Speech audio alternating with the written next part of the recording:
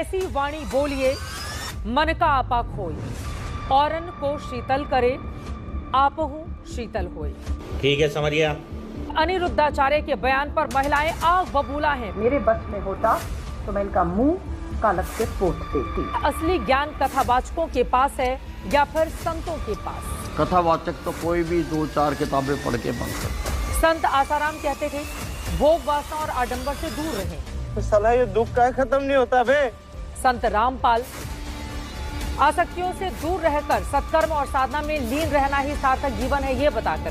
संत गुरमीत राम रहीम कहते थे जो अपने विचारों पर नियंत्रण रखता है वही दुनिया का सबसे सुखी व्यक्ति है।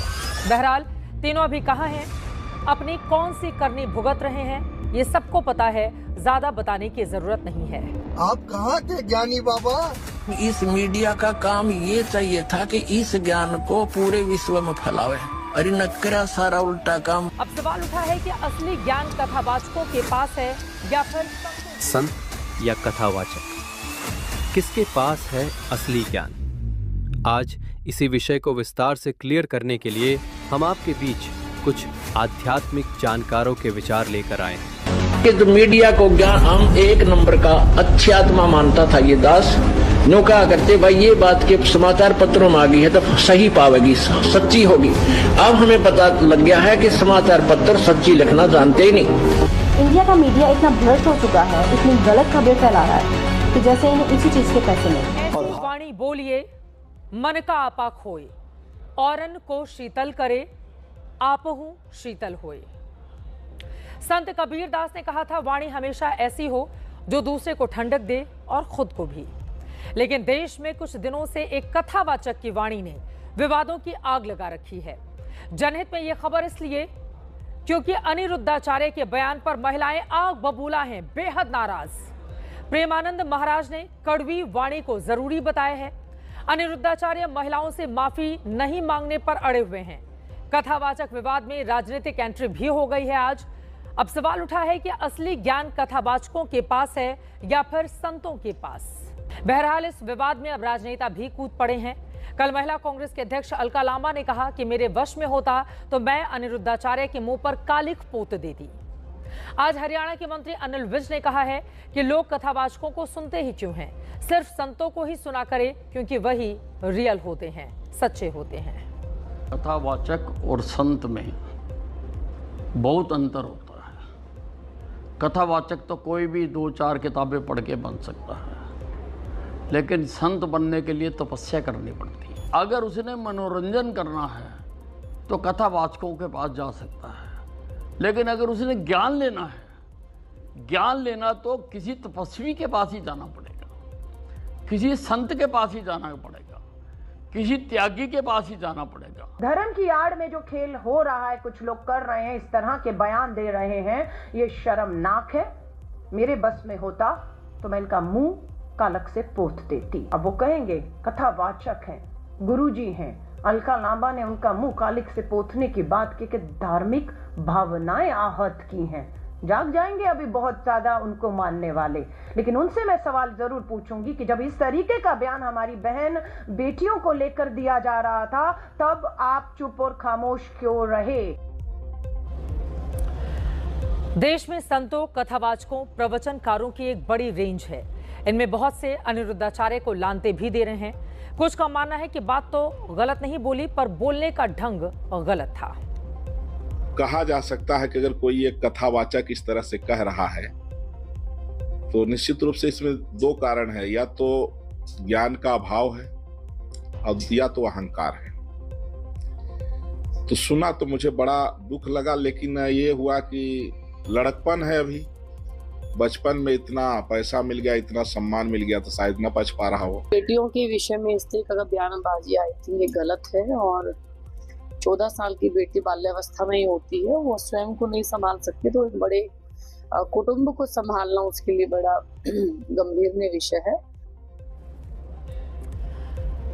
हम लौटकर एक बार फिर से अनिल विज के बयान पर आते हैं।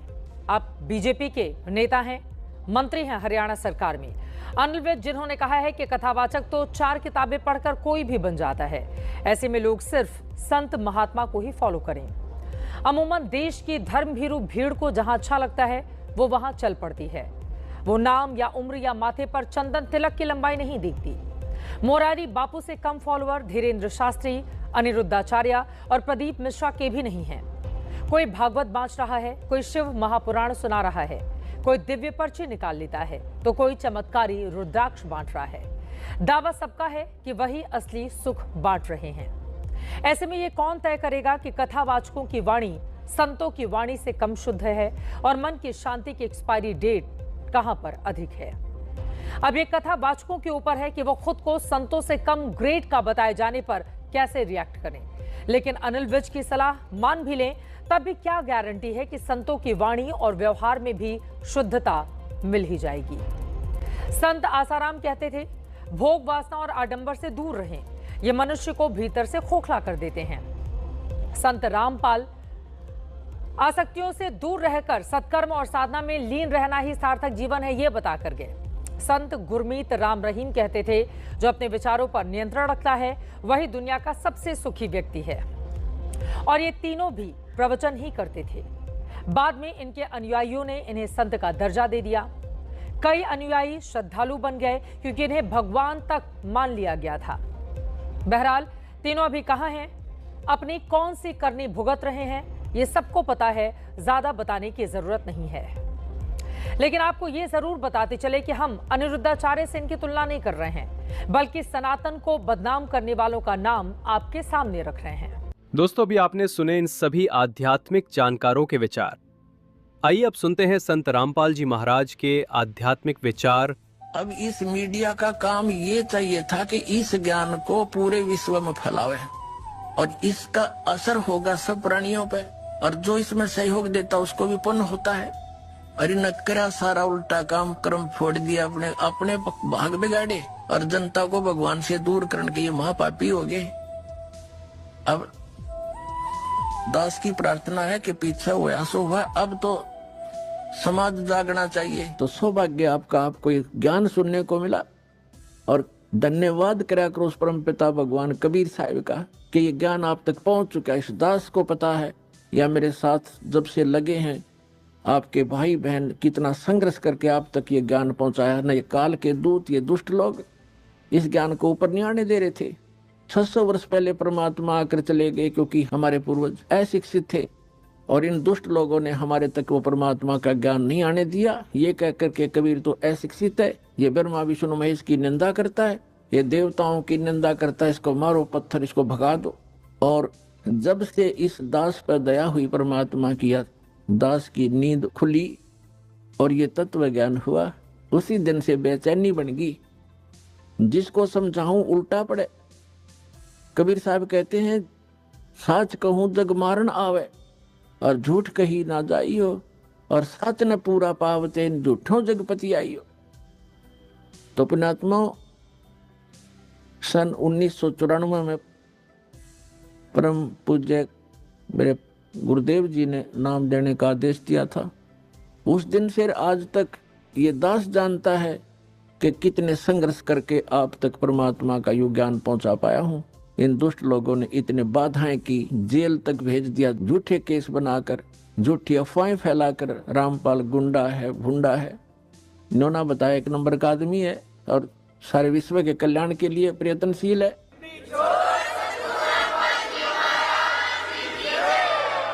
तो पुण्यात्माओं, आप सभी का कर्तव्य बनता है अपने बहन भाइयों तक यह ज्ञान पहुंचाने का। इस मार्ग के अंदर सबसे पहला आपको सहनशील बनना पड़ेगा, क्योंकि ये ऐसा ज्ञान है जो भी सुनता एक बार उसमें तूफान आता ही आता है। जैसे आप अपने छोटे भाई बहन को या बच्चे को कोई मेडिसिन खिलाते हो और उसकी जीभ पर रखते वो थूक भी देता है और रोता भी है, और कई बार तो अपने माथ पे चाहे कपड़े भी पकड़ लेता है, मेरा मुंह खराब हो गया, कोई बात नहीं, वो अपना ही तो है, जो ऐसा कुछ कर रहा है विरोध वो अपना ही था, उसी के लिए आप प्रयत्न कर रहे हो उनकी जीवन रक्षा के लिए। तो उसको फिर धीरे धीरे वो टैबलेट, इंजेक्शन वो लाने पड़ेंगे, उसको खिलाना ही पड़ेगा, तो तब जा करके वो स्वस्थ होगा।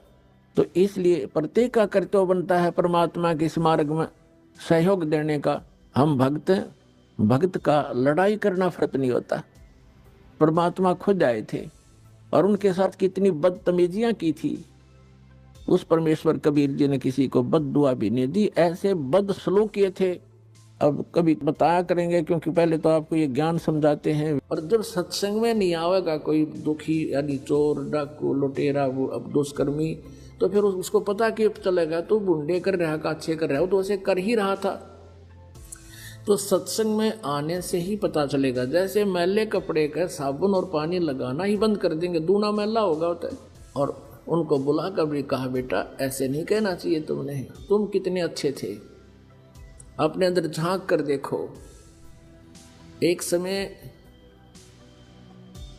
एक औरत को पीट रहे थे गांव वाले, एक साधु संत पहुंच गए, कारण पूछा क्यों पीट रहे हो, क्यों इसको मार रहे हो।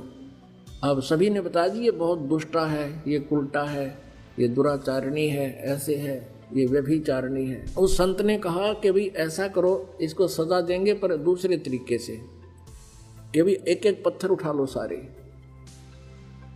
और इसका पत्थर मैं कहूँ वो पत्थर मारना, सभी मारना, पर एक ध्यान से सुनना कि पत्थर वही मारे जिसके मन में कभी किसी बहन बेटी को देखकर दोष ना आया हो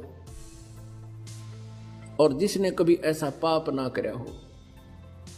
उस संत के बारे में ये बहुत वेल नोन थे कि इसने जब वचन काट दिए तो ये आपको बहुत कुछ दुख दे सकता है, सिद्धि वाला संत। अब सभी के हाथ से पत्थर गिर गए, वहीं पर कोई मारने की हिम्मत ना पड़ी।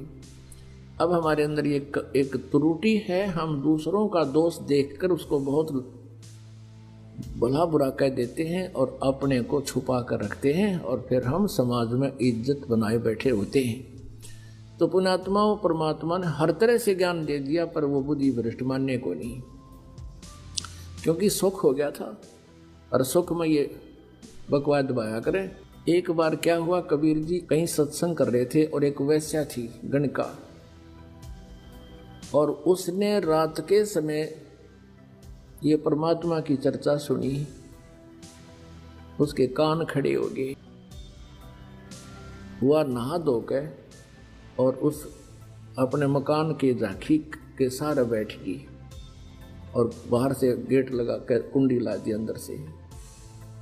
शांति से उसने सुना भगवान की चर्चा। उसकी आत्मा ने धिक्कार दिया उसको कि मैं क्या कर रही हूँ, ओए होए मुझे करना के चाहिए था। मालिक ने 2 घंटे प्रवचन किए वहाँ पर ऊंची आवाज में, रात का समय, शांत मौसम, दूर तक आवाज आती है।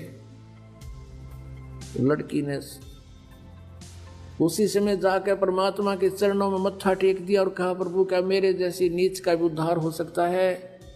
परमात्मा ने पूछा, आप कौन हो? खड़ी होकर बताया बेटी ने कि मैं एक वैसा हूँ। ये भगवान, मैंने आपका ज्ञान सुना, मेरा तो कालजा पाट गया, मैंने अनजानपने में पाप करे, मालिक मुझे माफ कर दो। परमात्मा बोले, बेटा साबुन का स्वभाव है मैल काटने का, आप नाम लो, आगे बुराई त्याग दे, पार होगी या कौन सी बात है। अब नाम ले लिया। अब उसका तो भूख जागेगी भगवान की भक्ति की। जहाँ भी सत्संग किसी के घर या आंगन कहीं आसपास बगड़ में हो, परमात्मा बेटी तुरंत पहुँच जाती। और वो जो पहले परमात्मा के शिष्य थे वो सुखी हो गए थे, उनका दुख रहा को नहीं। उनकी कुछ दिनों के बाद वो अपने सोच से सोचने लग जाते हैं, परमात्मा का आदेश भी भूल जाते हैं। वो उस लड़की को धमकाने लगे, कहने लगे तू यहाँ मत आया कर, तूने महाराज जी की बेइज्जती करा दी, लोग यहाँ क्या कहेंगे, एक वैसे आती है सत्संग में, गुरु जी बदनाम हो जाएंगे। 2-4 भक्तान हुआ धमका दी। अब वो लड़की परमात्मा के पास बैठकर बहुत रोई। मालिक ने पूछा, बेटी बात क्या है? उसने बताई, जी अब मैं क्या करूं, अब मेरे ऐसे कुछ भक्त मुझे ऐसे कह रहे हैं कि यहाँ मत आया कर, मालिक मैं रह नहीं सकती, मैं चाहती हूँ कि अधिक से अधिक आपका ज्ञान सुनो, मेरे पाप कटे। तो परमात्मा ने सत्संग के माध्यम से कहा था, भाई कुष्टी होवे संत बंदगी कीजियो, हो वैसा कै विश्वास चरण चित दीजिए। यदि कोई कितना दुखी रोगी कोई भी भक्त है, भगवान की भक्ति करता, उस पर नफरत ना करना, और चाहे उसको भी प्रणाम करना, प्यार से रखना। और चाहे कोई वैसा है और उसको भी यदि परमात्मा की तड़प है, सच्ची लगन है, उसके हृदय में चाह है, तो उसको भी एक बहन बेटी और आदरणीय मानना। और जब सत्संग में नहीं आवेगा कोई दुखी यानी चोर डाकू लुटेरा वो अब दुष्कर्मी, तो फिर उसको पता कि चलेगा तो बुंडे कर रहा का अच्छे कर रहा हो, तो उसे कर ही रहा था। तो सत्संग में आने से ही पता चलेगा। जैसे मैले कपड़े का साबुन और पानी लगाना ही बंद कर देंगे, दूना मैला होगा होता है। रामपाल जी महाराज जी के बारे में कोई भी जानकारी प्राप्त करनी है तो आप संत रामपाल जी महाराज जी के ऑफिशियल यूट्यूब चैनल संत रामपाल जी महाराज से प्राप्त कर सकते हैं। दर्शकों, आज की वीडियो में सिर्फ इतना ही। फिर मिलते हैं एक और नई वीडियो के साथ। दर्शकों, इस वीडियो के बारे में आपकी क्या राय है हमें कमेंट बॉक्स में ज़रूर बताइए। अगर आपको ये वीडियो अच्छी लगी हो तो वीडियो को लाइक ज़रूर कीजिए। अगर आप चैनल पर नए हैं तो चैनल को सब्सक्राइब करके ऑल नोटिफिकेशन को भी ऑन कर लीजिए, जिससे आपको हमारी हर नई वीडियो की नोटिफिकेशन मिलती रहे सबसे पहले। धन्यवाद।